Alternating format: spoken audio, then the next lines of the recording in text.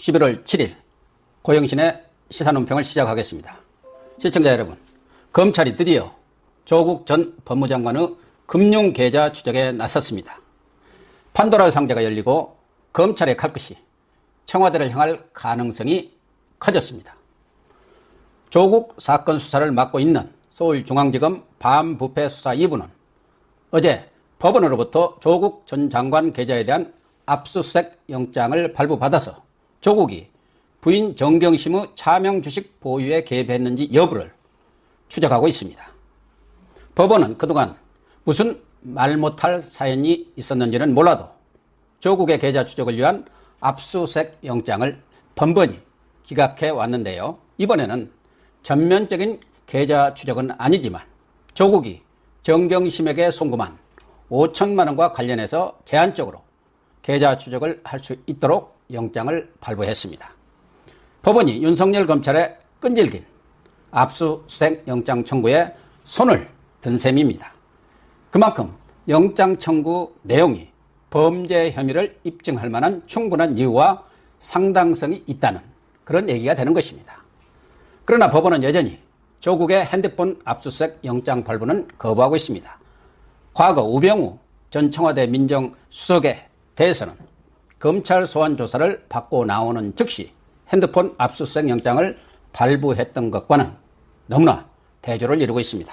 그럼에도 불구하고 검찰이 조국의 서울대 연구실에 대한 압수수색에 이어서 금융계좌 추적이 가능해짐에 따라서 정경심 구속기간 만료일인 11일을 앞두고 초일기에 들어간 조국 소환과 구속영장 청구에 필요한 결정적 물증을 확보할 수 있게 되었습니다.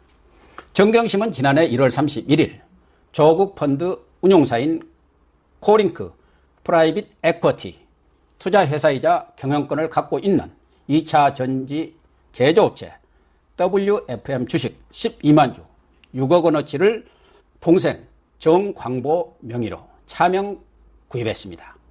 같은 날 당시 청와대 민정수석이었던 조국은 청와대 인근 효자동 ATM기에서 5천만 원을 정 씨에게 송금을 했습니다. 600만 원씩 8차례 그리고 200만 원 한 차례 총 9차례에 걸쳐서 송금을 한 것이죠. 정 씨는 자신의 돈과 조국이 보태준 돈을 합쳐서 당시 한 주당 7천 원짜리 WFM 주식을 5천 원에 12만 주를 차명 매입해서 무려 2억 4천여만 원의 시세 차익을 남겼습니다. 정 씨는 매입한 주식 7만 주는 자신의 집에 그리고 5만 주는 동생 집에 보관하고 있었는데요. 지난 6월부터 조국의 법무장관 기용설이 흘러나오자 주식 모두를 동생 집으로 옮겨서 보관하고 있다가 지난 8월 29일 검찰의 압수수색 때 발견됐습니다. 정경심은 현재 미공개 정보를 이용한 자본시장법 위반과 범죄 수익 은닉 혐의로 구속된 상태입니다. 조국이 받는 혐의는 첫째, 만약 계좌에서 빠져나간 돈으로 정 씨가 차명 주식을 매입한다는 사실을 인지했거나 관여했다면 공직자의 직접 주식 투자를 금지한 공직윤리법 위반에 해당됩니다. 차명 주식을 재산 공개 때 신고하지 않은 재산 허위 신고 혐의도 적용될 수 있습니다. 아무리 부부간이라지만 5천만 원이라는 거액을 송금하면서 어디다 쓰는지도 모르고 송금할 리는 없지 않습니까? 미리 얘기가 되었기 때문에 민정수석이라는 막중한 자리에 있는 사람이 근무 중에 ATM기로 달려가서 9번에 걸쳐서 송금하는 번거로움을 감수하겠다고 보는 것이 합리적인 해석일 것입니다. 둘째, 검찰은 정 씨가 투자에 앞서 코링크비 실소유주인 오촌 조카 조범동으로부터 WFM 2차전지 공장 방문을 제안받았으며 재산관리인격인 한투증권 김경록 차장에게도 WFM의 투자 전망을 문의했다는 것입니다. 정 씨가 WFM이 문재인 정부의 국정과제인 2차 전지 사업을 벌인다는 호재성 미공개 정보를 미리 입수해서 이용했다는 의혹을 받고 있는데요. 바로 그 정보가 조국으로부터 흘러나왔다면 조국 또한 자본시장법 위반 혐의, 직무상 취득한 비밀을 누설한 혐의를 벗어나기 어려울 것입니다. 셋째, WFM이 한 주당 주식 가격을 시장가보다 2,000원씩 싸게 팔았다면 그럴 만한 사정이 있었을 것으로 보입니다. 사업을 하는 사람이 아무 관계도 없는 정경심에게 헐값에 주식을 넘길 리가 없지 않겠습니까? 민정수석이었던 조국으로부터 사업상 도움을 기대하고 싸게 주식을 팔았다고 봐야 할 것입니다. 그 이전부터 조범 등을 통해서 사업상 다른 특혜를 받았을 수도 있겠지요. 그래서 진보 성향의 투자자본감시센터 그리고 김경률 전 참여연대 집행위원장도 2억 4천만 원은 사실상 뇌물이라고 주장하고 있습니다. 특히 투기자본감시센터는 WFM이 조국 펀드 운용사인 코링크 B에 50여억 원어치의 주식을 무상으로 제공한 것도 뇌물에 해당되며 총 115억 원 뇌물수수 혐의로 조국을 검찰에 고발 조치한 바 있습니다. 넷째, 가장 관심을 끄는 것은 조국이 송금한 돈의 출처입니다. 5천만 원 실제 조국의 돈이냐 아니면 무슨 꼬리표가 달린 비자금 성격의 돈이냐입니다. 공직에 있는 사람이 현금으로 5천만 원을 갖고 있는 것은 결코 쉬운 일이 아닐 것입니다. 검찰이 조국뿐 아니라 정경심 등 가족의 금융거래 내역을 추적하고 있기 때문에 이 돈의 출처는 계좌 추적을 통해서 밝혀질 것으로 보입니다. 일각에서는 이 돈이 과거 웅동학원이 학교 교사를 신축하는 과정에서 동남은행에서 빌린 35억 원 중 일부가 조 씨 일가의 비자금으로 흘러갔고 5천만 원도 그중 일부가 아니냐고 추측하고 있습니다. 만약 5천만 원이 제3자로부터 흘러 들어온 돈으로 밝혀지면 권력형 비리 게이트로 비화될 공산도 없지 않습니다.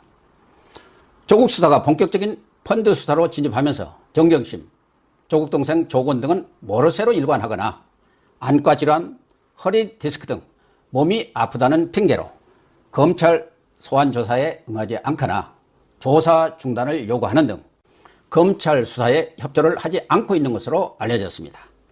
그러나 검찰이 본격적인 금융계좌 추적에 들어갔고 사기꾼으로 몰려서 모든 죄를 뒤집어쓸 처지에 있는 조범동과 한투증권 김경록 씨가 수사에 적극 협조하고 있는 것으로 알려져서 조만간 전모가 드러날 전망입니다.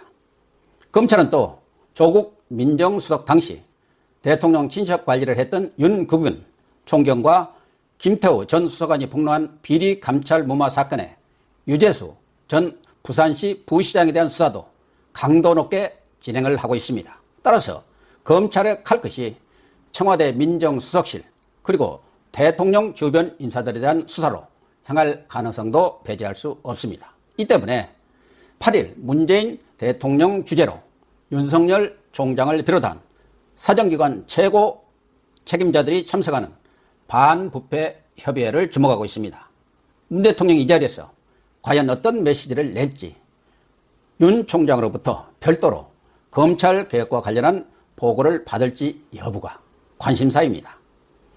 검찰의 조국 수사는 문 대통령과 윤 총장이 취임한 후 처음 조우하는 8일 협의회가 끝난 9일쯤 이루어질 것으로 보는 시각이 많습니다. 어느 경우든 조국의 운명은 바람 앞에 촛불 신세인 것만은 분명합니다. 오른쪽 빨간 구독 버튼 눌러주시기를 당부드리면서 오늘 방송 마치겠습니다. 감사합니다. 이 어떤 말을 믿고 이 주식을 샀는데 실제로 그 일이 벌어지지 않거나 주식을 입고받지 못해서 최근 그런 피해 사례가 속출하고 있습니다. 네, 요번에 그 조국 전 장관과 정경심 씨의 어떤 그 정해주식 거래에 대한 문제가 많이 있었죠. 정 교수님의 그 WFM 주식 매수와 관련해서 차명으로 이 주식을 사게 되는데 시세보다 30% 싼 가격으로 개인 간의 매매를 한 것이 자본시장법 위반이나 기타 다른 혐의가 있지 않나 이런 소식들을 접할 수 있습니다. 근데 제가 보기에는 30% 정도면 우리 회사께 5,000원이에요. 5,000원인데 그냥 아는 지인이 뭐 이해관계가 없더라도 최현호 변호사님 산다 그러면 30% 정도 깎아주겠습니다 이렇게 팔 것 같아요. 이게 뇌물처럼 보여질 것 같지 않아서 그러니까 제 의견은 그렇지만 또 이제 그 검찰 쪽에서 보는 의견은 그죠, 싸게 샀으니까 이거는 특혜다. 네, 뭐 그죠? 미공개 정보를 이용했다라든지 어떤 특혜가 있어서 저렴하게 산 게 아니냐 이런 식의 조사가 이루어지고 있는 것 같습니다. 네, 그래서 이런 것들이 이제 뇌물이냐 아니냐 뭐 또 이렇게 또 밝혀지고 있고요. 그때 그 조국 전 장관이 그때 민정수석으로 네, 있을 민정수석으로 때였죠. 있을 때이기 때문에 이게 문제가 되는 것 같고요. 공직자윤리법에 의하면 공직자는 주식에 관한 투자를 할 수 없기 때문에 이걸 조국 전 장관이 알았다면 그런 법 위반에 해당할 것이다라는 그런 의견도 있습니다. 그리고 이 기사에 보면은 조국 전 장관이 이제 그 당시에 그 청와대 인근 ATM 기기에서 자신의 계좌에서 정교수 계좌로 5천만 원을 전달한 정황이 있대요. 이게 뭐 전달했으면 한 거지 무슨 정황이죠? 뭐 물론 통장에서 이전된 거는 있지만 그 사람이 줬다라고 볼 수는 없잖아요, 그죠? 네, 뭐 어떤 증거를 이것 때문에 정황이라고 같은데, 하는 것 같긴 한데 이게 참 이게 애매한 것 같다.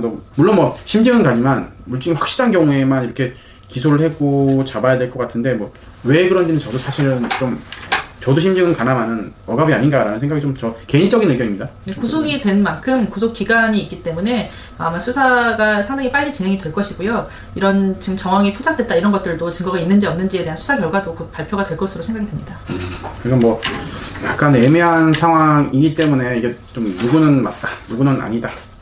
사실 뭐 제일 간단한 거는 돈 줬어? 받았어. 확실하게 딱 증거 딱 잡혔어. 그러면 이제 돈 받았네. 그리고 또 이게 뭐 혜택을 줬어? 이렇게 정확하게 되면 되는데 지금 그렇게 혜택을 대가성이 있느냐 없느냐 뭐 여기서부터 비롯해가지고 의견이 좀 분분하죠. 네. 이렇게 봤을 때 좀 이게 빠르게 좀 국민 화합 차원에서라도 빨리 좀 마무리가 됐으면 합니다.